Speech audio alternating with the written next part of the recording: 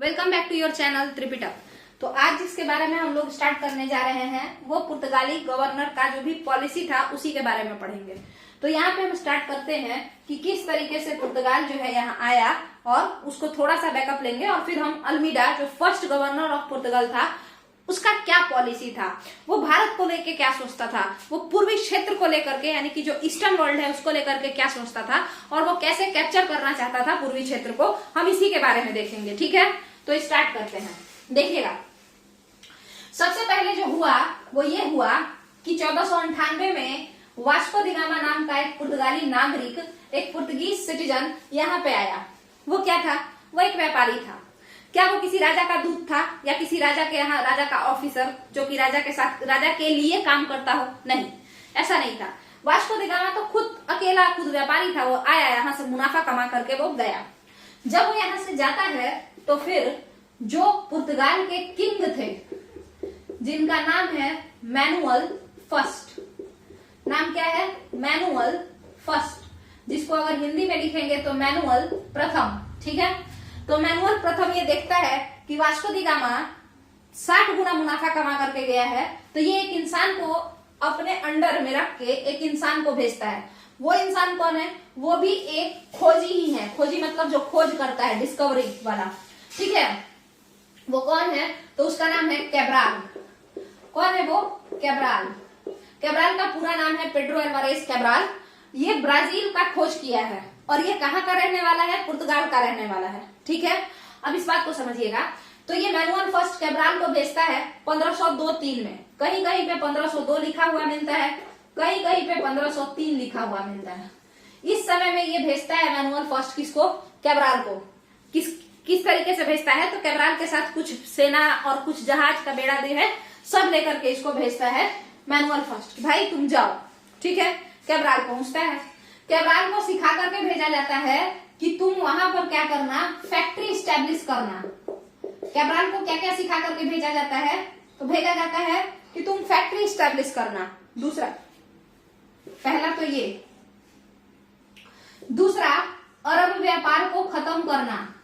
अरबों का जो व्यापार है उसको खत्म करना। कारण, क्योंकि पुर्तगालियों का जो साम्राज्यकरण का शुरुआत हुआ है, जो उसका इंपेरियलिस्ट रीजन है कि क्यों वो कॉलोनी बना रहा है या क्यों वो फैल रहा है चारों तरफ, उसका मेन कारण था व्यापार और दूसरा कारण था लड़ाई, धार्मिक लड़ाई, क्रूसेड्स, है ना, जो कि किसके साथ था ये धर्म युद्ध? क्रिश्चियन वर्सेस मुस्लिम, यानी क्रिश्चियनिटी वर्सेस इस्लाम। ठीक है, तो ये हिसाब किताब था। तो अरब व्यापार को ध्वस्त करना है और तीसरा जो काम था, पीटना था किसको? अरबों को या मुसलमानों को, उनको टॉर्चर करना। ये सारा बात सिखा करके किसको भेजा गया था? कैब्राल को। जब कैब्राल आता है तो कैब्राल कहाँ जाता है? जहां वास्को डी गामा पहली बार आया था वहीं पर कैब्राल भी आता है। तो वास्को डी गामा पहली बार कहाँ आया था? कालीकट आया था, तो कैब्राल भी कालीकट पहुंच जाता है। कालीकट का आज का नाम क्या है? तो कालीकट के आज का नाम है कोझिकोड। कालीकट के राजा को उस समय क्या बोलते थे? जमोरीन बोलते थे। तो जमोरीन जो था, जब कैब्राल आया तो जमोरीन को बोला कि काम कीजिए, आप अरब लोगों को जो बंदरगाह दिए हुए हैं उस बंदरगाह से उनको वापस भेज दीजिए और जितने भी बंदरगाह हैं आपके पास वो सब हम लोग को दे दीजिए। कौन बोला? कैब्राल बोला। किसको बोला? कालीकट को बोला, कालीकट के राजा को। क्लियर है? जमोरीन बोला कि हम अरबों को कुछ भी नहीं कहेंगे, हम आराम से सबके साथ काम करेंगे। इस बात से नाराज कैब्राल इन लोगों पे अटैक किया। ये लोग कैब्राल को पीटे, माने अरब वर्सेज कैब्राल थोड़ा बहुत फेटाफेटी हो गया। ठीक है, जब अरब वर्सेज कैब्राल फेटाफेटी चालू हो गया तो कैब्राल क्या सोचा कि इन लोगों को तो टॉर्चर कर ही लिए और जमोरीन भी हमसे नाराज ही है, तो इससे अच्छा है हम लोग कहीं और चले जाते हैं, केवल झगड़ा ही नहीं करना है, पैसा भी कमाना है। तो कैब्राल दिमाग लगाया कि कालीकट का दुश्मन कौन है, और आपको पता होना चाहिए चाणक्य ही कह करके गए हैं, अरि अरि मित्र, यानी दुश्मन का दुश्मन दोस्त होता है। तो यानी कालीकट और कैब्राल ये दोनों दुश्मन हुए, जमोरीन एंड कैब्राल। कैब्राल दिमाग लगाया कि कालीकट का दुश्मन कौन है, तो कालीकट का दुश्मन है उसी मालाबार क्षेत्र पर कोचीन। तो कैब्राल इससे जाकर के क्या कर लिया? दोस्ती कर लिया। ठीक है, हैंडशेक हो गया इन लोगों का और कोचीन में जो है पुर्तगालियों ने अपना पहला फैक्ट्री स्टैब्लिश किया। ठीक है, क्या करते रहता है। कोचीन में पुर्तगालियों ने अपना पहला फैक्ट्री स्टैब्लिश किया। कहाँ पे? कोचीन में। क्यों? कालीकट से झगड़ा था, दुश्मन का दुश्मन दोस्त होता है, कालीकट का ये दुश्मन है, कालीकट का ये भी दुश्मन है, इन दोनों ने दोस्ती कर लिया। कोचीन कौन से कोस्ट पे है? जिस तट पर केरल का कालीकट है उसी तट पर ना कोचीन है, तो मालाबार तट पर। तो पुर्तगालियों ने अपना पहला फैक्ट्री कहाँ स्थापित किया? ऑप्शन ए मालाबार तट, option B Cochin, option C none of these, option D both. तो बोथ, दोनों ही जगह पे। अगर कहेगा मालाबार तट पे तो कोचीन मालाबार तट पे ही है, और कहेगा कोचीन में तो कहेंगे कि ये भी बात सही है। मगर ये कह दिया कि कालीकट में, तो ये गलत है। कालीकट में पहला फैक्ट्री नहीं बनाया गया है पुर्तगालियों के द्वारा। यहां तक का क्लियर है। अब देखिए, इसी समय में पुर्तगाली गवर्नर आते हैं। कौन भेजा? वही मैनुअल फर्स्ट। किंग अपने एक ऑफिसर को भेजा जो कि यहाँ के लिए पुर्तगाली गवर्नर के नाम से जाना गया, और उस पुर्तगाली गवर्नर का नाम क्या था उसी पे चर्चा करना है, और उसके क्या पॉलिसी थे, उसका किस तरीके का आइडियोलॉजी था, एक साम्राज्य बनाने के लिए वो किस तरीके से विचार करता था, इसके बारे में हम जानेंगे। तो पुर्तगाली गवर्नर जो फर्स्ट हुए, पहले पुर्तगाली गवर्नर जो हुए, उनका नाम था फ्रांसिस्को। ठीक है, फ्रांसिस्को डी अल्मेडा। क्या यहां तक का क्लियर है? हाँ। तो अब हम क्या इस चीज को, इतने दूर के चीज को मिटा दें। ठीक है, तो पहले जो पुर्तगाली गवर्नर हुए उनका नाम क्या था? क्या फ्रांसिस्को डी अल्मेडा था, कि कैब्राल था, कि अल्फोंसो डी अल्बुकर्क था? तो आप कहेंगे कि पहले पुर्तगाली गवर्नर का नाम था फ्रांसिस्को डी अल्मेडा। जो कब आया भारत? तो आता है वो भारत में 1503 ईस्वी में, और जाता कब है वो? तो 1509 ईस्वी में। ठीक है, अब इसके जाने का क्या कारण है, आया तो क्या सोचा, वो सारा बात हम लोग इसी वीडियो में अभी तुरंत डिस्कस कर लेंगे और देखते हैं। चलिए, तो इतना हम पहले तो इरेज कर लेते हैं।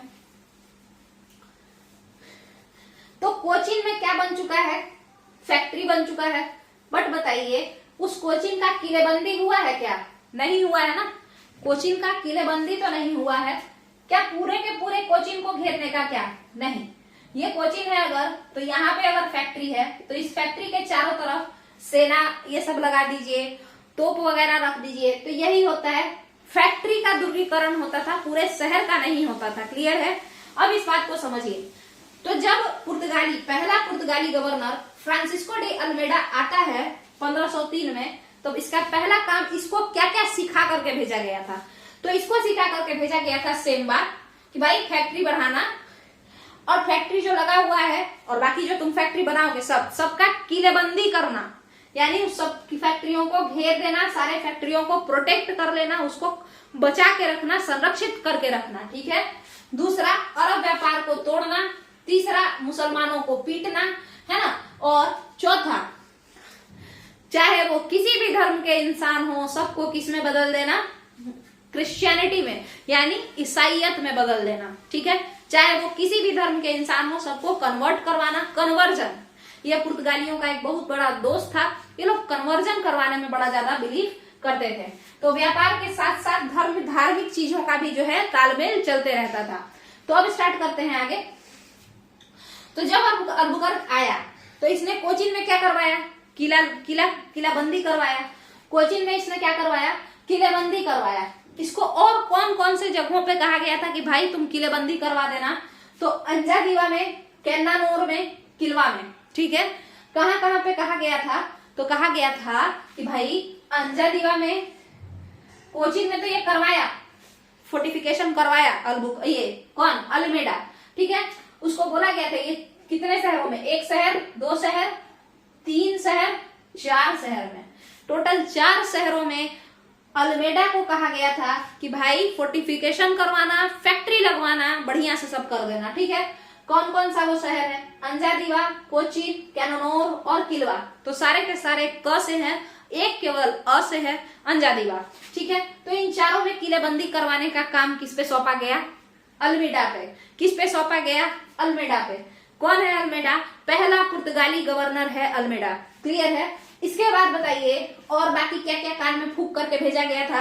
भाई फैक्ट्री लगाना, अरब व्यापार खत्म कर देना, अरबों और मुसलमानों मतलब मुसलमानों को पीटना। और चौथे नंबर का बात ये था कि भाई एक काम करना, जितने भी लोग हैं चाहे वो किसी भी धर्म के हैं उनको ईसाइयत में कन्वर्ट करना। कन्वर्ट कैसे करेंगे? पीट करके करो या प्यार से करो, बट करना। ठीक है? तो ये 4 काम इसको था। तो इन चारों जगहों को बोला गया था कि किलेबंदी किए कर लेना।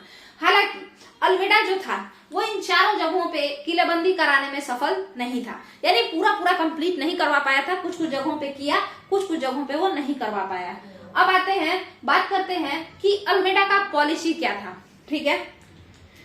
ये मुस्लिम व्यापार बंद करो, ये पॉलिसी अल्मेडा का है या फिर पुर्तगाली साम्राज्य पुर्तगाली राजा का है? तो ये पुर्तगाली राजा का है। अल्मेडा क्या सोचता था? अब इस पे बात करेंगे। ठीक है? चलिए, तो इसको इरेज कर लेते हैं और फिर हम लोग आते हैं फर्स्ट पुर्तगीज गवर्नर अल्मेडा का जो थॉट प्रोसेस है टुवर्ड्स इंपेरियलिज्म यानी साम्राज्यवाद का, किस तरीके का विचारधारा है उसका, उस पे बात करेंगे, है ना? तो देखिएगा अल्मेडा क्या सोचता था, उस पे बात करते हैं। अल्मेडा की केवल और केवल एक ही पॉलिसी थी। कौन सी policy? Blue water policy. Almeida के पास इतना ही भर दिमाग था। ये किसका पॉलिसी है? Blue water policy. तो आप कहेंगे, चलिए क्वेश्चन बताइए, ब्लू वाटर पॉलिसी किसका पॉलिसी है? ऑप्शन ए पुर्तगालियों का, ऑप्शन ए पुर्तगालियों का, ऑप्शन बी, यहाँ पे थोड़ा सा हल्ला हर वक्त होते रहता है, कोई एकदम ये नहीं है। ऑप्शन बी के बारे में अगर हम बात करें अल्मेडा का, ठीक है? ऑप्शन सी के बारे में अगर हम बात करें तो अल्बुकर्क का, और ऑप्शन डी के बारे में अगर हम बात करें मोर देन वन। तो बताइए इसमें कौन सा आंसर सही है? पहला, क्या ये पुर्तगालियों का नहीं था? मगर पुर्तगालियों में ये दिमाग किसका था? इसका था, अल्मेडा का था, इसका नहीं था। ठीक है? फर्स्ट पुर्तगीज गवर्नर ये सोचा कि हम लोग क्या करेंगे, हम लोग ब्लू वाटर पॉलिसी लाएंगे। अब ये ब्लू वाटर पॉलिसी क्या है, इस पे चर्चा करना बहुत जरूरी है कि ब्लू वाटर पॉलिसी क्या है ना? तो देखिए ब्लू वाटर पॉलिसी का मतलब होता है समुद्र पर नियंत्रण करना। ठीक है? समुद्र पर नियंत्रण करना। कौन सा समुद्र? तो वो सारे समुद्र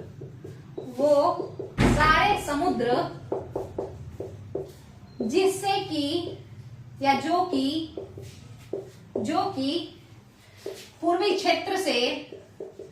क्षेत्र यानी ईस्टर्न वर्ल्ड, चाहे वो आपका साउथ ईस्ट एशिया हो, एशिया हो, अफ्रीका हो, कोई भी।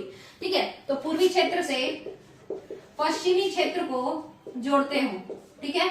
वो सारे समुद्री मार्ग या वो सारे समुद्र जो कि पूर्वी क्षेत्र से पश्चिमी क्षेत्र को जोड़ते हो। अल्मेडा इन सब पे क्या करना चाहता था? इन सारे जगहों पे वो क्या करना चाहता था? पुर्तगालियों का सेना यानी सैन्य अड्डा बनाना चाहता था और इन सारे जगहों को वो पुर्तगाली साम्राज्य में लाना चाहता था। इन सारे जगहों पे वो पुर्तगालियों का आधिपत्य करना चाहता था। ठीक है? बढ़ाना चाहता था आधिपत्य, यानी चाहता था कि पूरा का पूरा ये सब जो एरिया है ना, समुद्री अगल बगल का पोर्ट वगैरह, ये सब वो सब पुर्तगालियों का हो। ठीक है? यही इसका पॉलिसी था। इसी पॉलिसी को हम ब्लू वाटर पॉलिसी कहते हैं। मतलब समुद्र पर पुर्तगालियों का आधिपत्य, मतलब पूर्वी क्षेत्रों को पूर्वी क्षेत्रों को पश्चिमी क्षेत्र से जोड़ने वाले सभी समुद्री मार्ग एवं समुद्री बंदरगाह पर पुर्तगालियों के आधिपत्य की जो नीति थी, उसी नीति को हम ब्लू वाटर पॉलिसी कहते हैं। आपको एक बार फिर से समझाते हैं, देखिएगा। जो समुद्री मार्ग है, कौन कौन से समुद्री मार्ग? वे सारे समुद्री मार्ग जो कि पूर्वी क्षेत्र को यानी इंडिया साइड वाला क्षेत्र, अफ्रीका साइड वाला क्षेत्र, इंडोनेशिया साइड वाला क्षेत्र, सब पूर्वी क्षेत्र हुआ, को पश्चिमी क्षेत्र से जोड़ते हो। तो उस पे किसका आधिपत्य हो? पुर्तगालियों का आधिपत्य हो। तो वो इस नीति का पार्ट था। ठीक है? यानी जितने भी समुद्री मार्ग हैं, सब पे किसका आधिपत्य हो, पुर्तगालियों का हो। उसके अलावा जितने भी बंदरगाह हैं उस पे किसका सैन्य शासन हो या सैन्य अड्डा हो, है ना, बेस स्टेशन, बेस कैंप जिसको कहते हैं, पुर्तगालियों का हो। इसके बाद कहता है कि जितने भी फितोरिया हैं उस पे भी किसका जो है अधिकार हो, पुर्तगालियों का हो। अब बात आता है फितोरिया क्या होता है। फितोरिया हम वैसे जगहों को कहते हैं, वैसे सिटीज को कहते हैं जो कि क्या हो, जो कि जहां से जहाज के लोगों का और जहाज का, यानी जहाज का और साथ के साथ जहाजियों का, कौन सा जहाज, समुद्री जहाज, तो जहाजियों का और प्लस जहाज का भरण पोषण होता हो।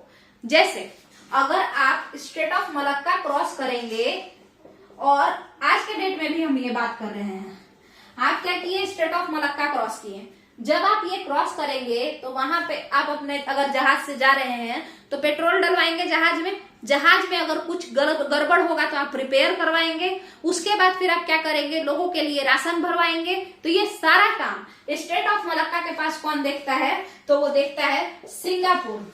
ठीक है, तो आज के डेट में स्ट्रेट ऑफ मलक्का से पास करने वाले जितने भी जहाज हैं उनके लिए फितोरिया का काम कौन करता है, तो उनके लिए फितोरिया का काम करता है सिंगापुर।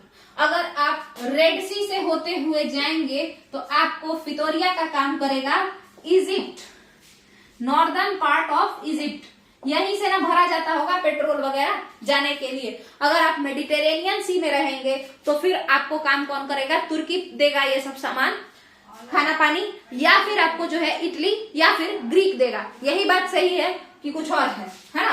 तो फितोरिया पे कैप्चर किसका हो, इसी का हो, पुर्तगालियों का हो। बंदरगाह जितने भी हैं समुद्री मार्ग के अगल बगल, उस पे कैप्चर किसका हो, पुर्तगालियों का हो। जितने भी समुद्री मार्ग हो उस पे किसका आधिपत्य हो, पुर्तगालियों का हो। ठीक है, ये किसका नीति है, ये नीति पुर्तगाल के फर्स्ट गवर्नर अल्मीडा का है। ठीक है, अल्मीडा का है, क्लियर है।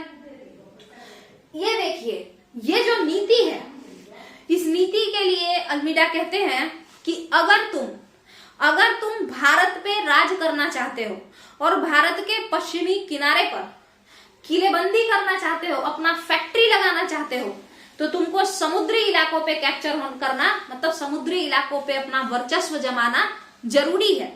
और अगर तुम्हारा समुद्री इलाकों से वर्चस्व खत्म हो जाता है तो तुम्हारा पूर्वी क्षेत्र से भी वर्चस्व खत्म हो जाएगा।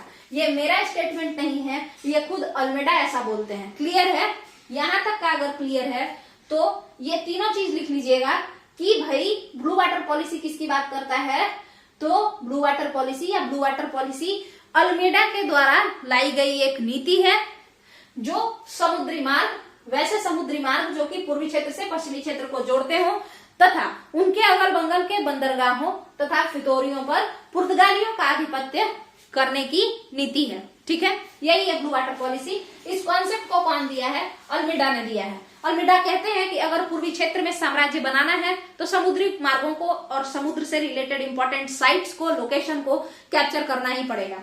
ठीक है, अगर यहां तक का समझ में आ गया है तो अल्मीडा के और कुछ इंपॉर्टेंट चीजों को देखते हैं। देखिएगा, यहां तक का अगर हो गया है तो फिर हम लोग आगे देखते हैं। 1 मिनट देखिए, अल्मीडा तो ये बात बोल दी है। अल्मीडा क्या बोल दिए, ये बात बोल दी है कि ये तीनों जगह कैप्चर करो, है ना, मार्ग पकड़ो, बंदरगाह पकड़ो, फितोरिया पकड़ो। हम लोग बोले ठीक है, कोई दिक्कत नहीं है, कर लेंगे। फिर वो बोलते हैं कि ये सब जब तीनों जगह तुम कैप्चर कर लो ना, तो फिर एक बात बताइए, अल्मीडा से सारे लोग पूछते हैं आप इतना समुद्र को लेके ऑब्सेस्ड क्यों हैं? मतलब आपको हम बोले कि भाई लैंडमास कैप्चर करो, इंडिया कैप्चर करो, इंडोनेशिया कैप्चर करो, आप कह रहे हैं कि इंडिया इंडोनेशिया जाए भाड़ में, इंडियन ओशन कैप्चर करो, यानी हिंद महासागर को पकड़ो। ऐसा इतना ज्यादा अल्मीडा समुद्रों से या महासागरों से इतना ज्यादा इन्फ्लुएंस, इतना ज्यादा ऑब्सेस्ड क्यों थे? इसका क्या कारण है? तो देखिएगा इस बात को। अब हम जानेंगे कि इस नीति को बनाने के पीछे, ब्लू वाटर पॉलिसी को बनाने के पीछे का अल्मीडा का उद्देश्य या क्या कारण था। ठीक है, तो देखिएगा,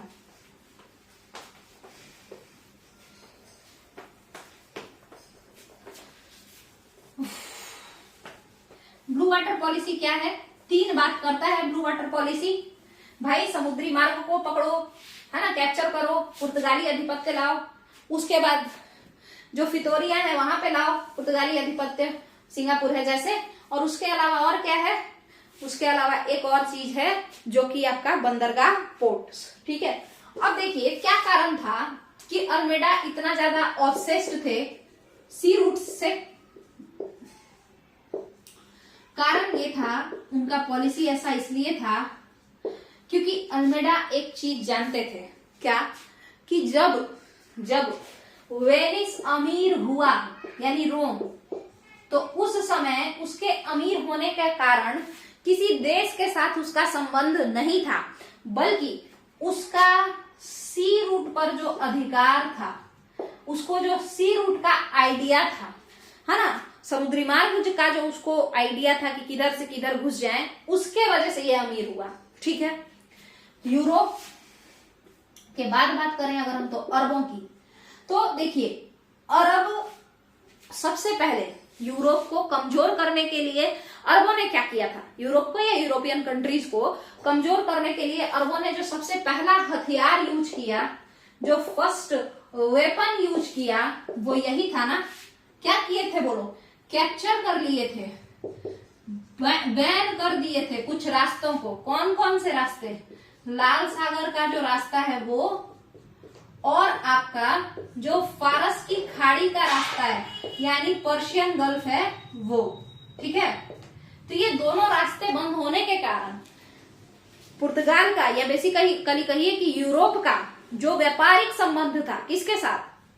इंडिया के साथ, पूर्वी क्षेत्रों के साथ, वो पूरा बंद हो गया और अरब के लोगों ने बहुत पैसा कमाया यहाँ पे बस कैप्चर करके। और इस दोनों जगहों को कैप्चर किए थे वो लोग, और किसी को आने जाने नहीं देते थे, और कहते थे कि सामान अगर खरीदना है तो हम ही से खरीदो, बदले में एक्स्ट्रा रुपए लेते थे, दलाली खाते थे एक तरीके से। नॉर्मल लैंग्वेज में अगर समझे तो, मतलब देहाती लैंग्वेज में बोला जाता है, अगर आप किसी को कुछ बेच करके और मार्जिन लेते हैं तो उसको हिंदी में नहीं, बिहारी लैंग्वेज में दलाली खाना। ठीक है, ये चीज है। तो ये यही काम करते थे कौन? अरब के लोग। ठीक है, तो इसीलिए अल्मीडा सोचा कि ये लोग समुद्री मार्ग को कैप्चर करके यूरोप को तोड़ दिए, यूरोप का जो एक मार्केट था उसको तोड़ दिए, यूरोप के इकोनॉमी को पूरा नष्ट कर दिए। तो हम लोग क्या करेंगे कि सबसे पहले समुद्री मार्ग को कैप्चर करेंगे, और जैसे ही वो कैप्चर हो जाएगा तो ऑटोमेटिकली हम लोग क्या हो जाएंगे? रिच हो जाएंगे। ठीक है, चलिए दूसरा, अल्मेडा का एक और पॉलिसी था कार्टेज व्यवस्था। क्या? कार्टेज व्यवस्था या कार्टेज सिस्टम। ठीक है, ये कैसा पॉलिसी है इसको समझते हैं। ये भी इन्हीं से इन्फ्लुएंस्ड है। अल्मेडा का जो ज्यादातर पॉलिसी है, दो ही तो मेन है ही, वो अरबों से ही इन्फ्लुएंस्ड है। ठीक है, एक तो ये लोग कैप्चर किए थे, अपना सैन्य अड्डा बसाए थे पूरा लाल सागर और फारस की खाड़ी पे। ये कौन सा क्षेत्र है? ये वही है रास्ता पानी वाला जहां से आप इधर आ सकते हैं, यूरोप से एशिया के साइड और अफ्रीका के साइड आ सकते हैं। इन दोनों को ये लोग, अरब के लोग कैप्चर कर लिए थे। ठीक है, तो दूसरा जो अल्मेडा अपना पॉलिसी लाए थे, जिसे हम लोग कार्टेज व्यवस्था कहते हैं, ये अल्मेडा किससे सीखे? ये भी अरबों से ही सीखे थे। कैसे? अरब के लोग यहाँ पे क्या खाते थे? दलाली खाते थे, बोलते थे पास लो हमसे, पास खरीदो तब तुमको आने जाने देंगे, या फिर हम ही से सामान लो, हम एक्स्ट्रा पैसा लेंगे उसके बदले। 5 रुपया का सामान लेके आता था ये लोग, अरब का लोग, और 25 रुपया में बेचता था। अब मजबूरी है, खरीदना ही पड़ता था। ठीक है, तो वही चीज। और नहीं तो तुमको जाना है तो एक काम करो, हमको 25 रुपया का टैक्स पे करो, यानी पास खरीदो, तुमको पास देंगे, फिर तुम अपना जहाज क्रॉस करवाना और लेकर के जाना, और जब कोई और पकड़े तुमको तो वो पास दिखा देना कि भाई देखो हम उनसे पास ले लिए हैं, तो वो जाने दे देगा। ठीक है, तो ये सेम टू सेम यही पॉलिसी है कार्टेज व्यवस्था। ठीक है, कार्टेज व्यवस्था कुछ और पॉलिसी नहीं है। इसके तहत करना क्या होता था? हमें पास खरीदना पड़ता था। पुर्तगाली जहाजों के अलावा जितने भी जहाज थे किसी भी देश के, चीन के जहाज हो, इंडिया का जहाज हो, मुगलों का जहाज हो, कोई भी जहाज हो, पुर्तगाली जहाज के अलावा जितने भी जहाज होते थे, उनको अगर मलाबार कोस्ट या इंडियन ओशन के जो इंपॉर्टेंट क्षेत्र हैं वहां से क्रॉस करना होता था, तो उनको उसके लिए पास खरीदना पड़ता था। ठीक है, पास क्या होता है? मतलब दस्तक टाइप का। ठीक है, पास खरीदना होता था कि जैसे डिज्नीलैंड का पास होता है ना, वैसे ही। तो पास खरीदना एक तरीके से टिकट। तो टिकट खरीदना होता था कि भाई हम क्रॉस कर सकते हैं, तो ये लोग पैसा लेते थे आने जाने के बदले में, और नहीं तो फिर पुर्तगालियों से ही सामान खरीदो, वो लोग सामान देंगे एक दूसरे को। ठीक है, तो यहां तक का क्लियर है। ये 2 पॉलिसी था अल्मेडा का। अब जब अल्मेडा यहाँ आया तो क्या वो किलेबंदी सारे जगह कर पाया? नहीं, सॉरी, जब वो अल्मेडा आया तो वो किलेबंदी तो सारे जगह नहीं कर पाया, मगर अल्मेडा को एक चीज सिखा करके भेजा गया था। कौन कौन सा चीज था वो? भाई क्या करना, अरबों का व्यापार ध्वस्त कर देना, और क्या करना, क्रिश्चियनिटी में सबको कन्वर्ट करवाना, मुसलमानों को खूब पीटना, और क्या था, तो और था एक और चीज जो था वो था समुद्र को कैप्चर करना। और यही अल्मेडा के दिमाग का विजन भी था कि समुद्र को तो कैप्चर करना ही है। इस चक्कर में अल्मेडा को 3 इंपॉर्टेंट साइट्स लगा कि हमको कैप्चर कर लेना चाहिए। देखिए कौन कौन सा? अदन की खाड़ी, ये पानी वाला क्षेत्र है, ओमान और यमन के पास ये पड़ता है, यमन है ना, हाँ, तो उसी के पास ये पड़ता है। सऊदी अरब के नीचे यमन नाम का कंट्री है, तो उसी के पास गल्फ ऑफ एडन पड़ता है, अदन की खाड़ी, उसको ये अल्मेडा कैप्चर करना चाहता था, उस एरिया को। ऑर्मुज, ये जो ऑर्मुज है ये हॉर्मुज के नाम से जाना जाता है, ये फारस की खाड़ी के पास पड़ेगा, यानी यूएई, ओमान, ये सब जो जगह है उसी में इस तरीके का है। अगर आप देखेंगे इस तरीके का है, यहां से ऐसे करके निकलिएगा। ये जो एरिया है ना इसी को ओरमुज कहते हैं। ठीक है, तो ये ओरमुज स्ट्रेट कह लीजिए या जो भी कहिए, तो ये भी क्या है, जल मार्ग है, तो इस पे भी वो कैप्चर करना चाहता था। ये कहाँ है? सऊदी अरब, पश्चिम एशिया में है, ये यूएई और ओमान के पास है। ठीक है, चलिए इसके बाद देखिएगा ओमान, ईरान, यूएई, ये सब के पास ऑर्मुज है। अदन कहाँ है? यमन के पास है, यमन भी एक देश है, मैप में देखिएगा। मलक्का की बात करें तो मलक्का, ये जो दोनों हैं ये भारत के इस साइड है, कौन? अदन और ऑर्मुज, जबकि मलक्का भारत के इधर है, इंडोनेशिया के पास है, स्ट्रेट ऑफ मलक्का, सिंगापुर और इंडोनेशिया के बीच में है। ठीक है, तो ये मलक्का को भी कैप्चर करना चाहता था कौन? अल्मेडा। ठीक है, अब देखिए इधर से अगर कोई आएगा हिंद महासागर तो इस हिस्सा को भी ये कैप्चर करना चाहता था, इधर से आएगा तो इस हिस्सा को भी ये कैप्चर करना चाहता था। ठीक है, बट आपको पता है ये कर नहीं पाया। ये सारे जगहों को कैप्चर कौन किया है? अल्बुकर्क किया है। इसीलिए पुर्तगाल का जो दूसरा गवर्नर है, हम उसी को पुर्तगाली सत्ता का वास्तविक संस्थापक, भारत में पुर्तगाली सत्ता का वास्तविक संस्थापक कहते हैं। किसको कहते हैं? अल्मेडा को नहीं कह के हम कहते हैं कि जो रियल फाउंडर है पुर्तगीज एम्पायर का इंडिया में, वो अल्मेडा नहीं है, वो अल्बुकर्क है, ऐसा हम कहते हैं। हम मतलब हिस्टोरियन सभी लोग कहते हैं, हम क्या थोड़ी कहते हैं, बुक में ऐसा लिखा है। क्यों है? क्योंकि देखिए अल्मेडा ये सब विजन तो बनाया, बट अल्मेडा उतना काम नहीं कर पाया। अदन को वो हड़पना चाहता था बट हड़प नहीं पाया, और मुझको वो कैप्चर करना चाहता था कि यहाँ पे पुर्तगाली सेना लगाएंगे और टैक्स वसूलेंगे इस सिस्टम के तहत, काटेज व्यवस्था के तहत, बट वो कर नहीं पाया। मलक्का को वो पकड़ना चाहता था बट पकड़ नहीं पाया। इस मलक्का को 1515 में अल्बुकर्क लेता है, अल्बुकर्क पुर्तगाली आधिपत्य में ले लेता है। ठीक है, तो ये चीज है, तो ये कुछ नहीं कर पाया, बट सोचा बहुत कुछ, बट उतना कर नहीं पाया। कारण क्या था ये जानते हैं। अल्मेडा इन सारे पॉलिसीज को अच्छे से इम्प्लीमेंट क्यों नहीं कर पाया, इसके बारे में अब हम लोग देखेंगे कि क्या क्या कारण था जिस वजह से अल्मेडा जो था first Portuguese governor in India, वो इस सारे चीजों को कंप्लीट नहीं कर पाया। देखते हैं। तो जो इसका कारण था ना, अल्मेडा का बहुत लोगों से झगड़ा, यही मेन कारण था। जैसे एक एग्जांपल के तौर पर समझिएगा, एक इंसिडेंट है जो कि हम बताएंगे। एक सेकेंड रुकिए।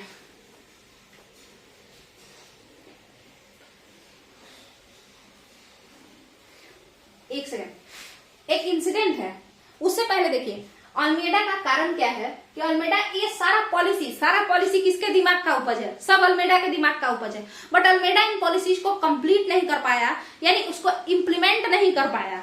नियम तो बना लिया बट उसको लागू नहीं कर पाया, कैप्चर नहीं कर पाया। क्या कारण था? कारण था लड़ाई, झगड़ा, वॉर। अल्मेडा का सबसे झगड़ा होते रहता था, ठीक है, और अल्मेडा कुछ ज्यादा ही दिल पे ले लेता था बात, ठीक है, ये इसका सबसे बड़ा प्रॉब्लम था। अल्मेडा का झगड़ा बहुतों से हुआ और अल्मेडा भी बहुत ज्यादा जो है एक्साइटेड हो जाता था, बहुत एक्स्ट्रा हो जाता था इसका। देखिए एक कहानी सुनाते हैं। हम ना एक इंसिडेंट देखें कि एक इंसान जिसका कि जॉब हुआ, मतलब जॉब तो उसका बाद में हुआ, हम पहले उससे मिले एक बार, अच्छा कुछ हुआ। तो उसमें हुआ क्या कि उसकी मम्मी जो थी वो बता रही थी, ये रियल इंसिडेंट है कि उसकी मम्मी बता रही थी कि उसके पापा जो है उसको कोई पीट दिया है। ठीक है, उसकी मम्मी ये बता रही थी कि उसके पापा को कोई पीट दिया है। और वो जो लड़का था वो बड़े आसानी से पूछा कि अच्छा कौन पीटा है, अच्छा ठीक है, मतलब इतना इजी वे में उसको टैकल किया, जैसे एकदम इग्नोर कर दिया कि ठीक है पिटा गया तो पिटा गया, है ना। तो वो जैसे हुआ क्या, उसका रिजल्ट आया, जैसे आज ये बात हुआ कि उसकी मम्मी आके बताई, पता है बाबू तुम्हारे पापा को कोई पीट दिया। तो वो पूछा अच्छा ठीक है पीट दिया, ठीक है कोई नहीं, और वो चला गया।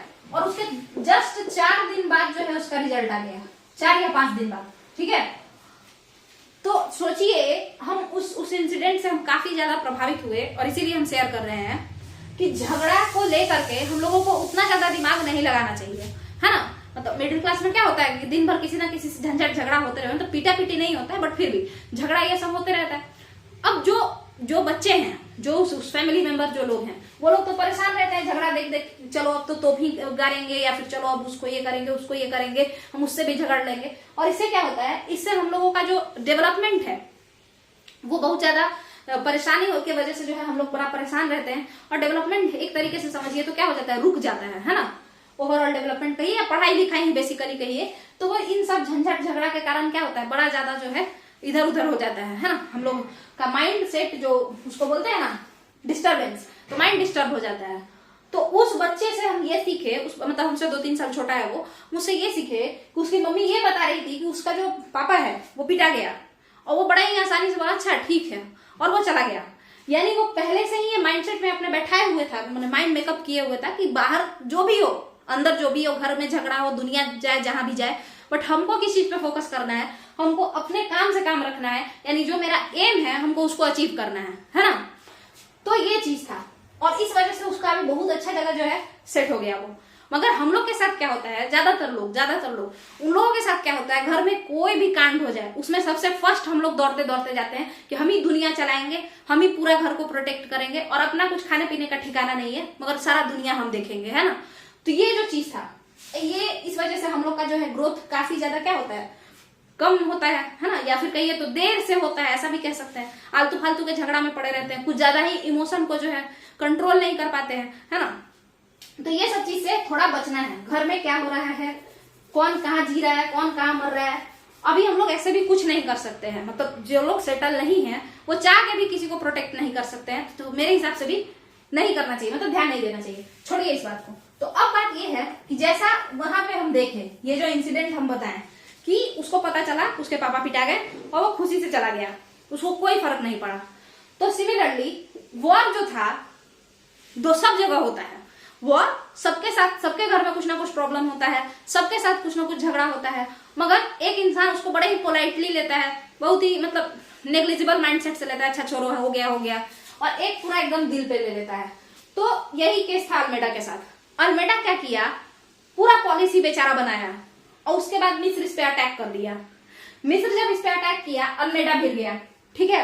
अल्मेडा क्या किया, भिड़ गया, मिस्र से पटका पटकी किया ये, और जब मिस्र से पटका पटकी हुआ तो उस समय तो ये जीत गया, बट बाद में मिस्र और गुजरात मिलके इस पे अटैक किया।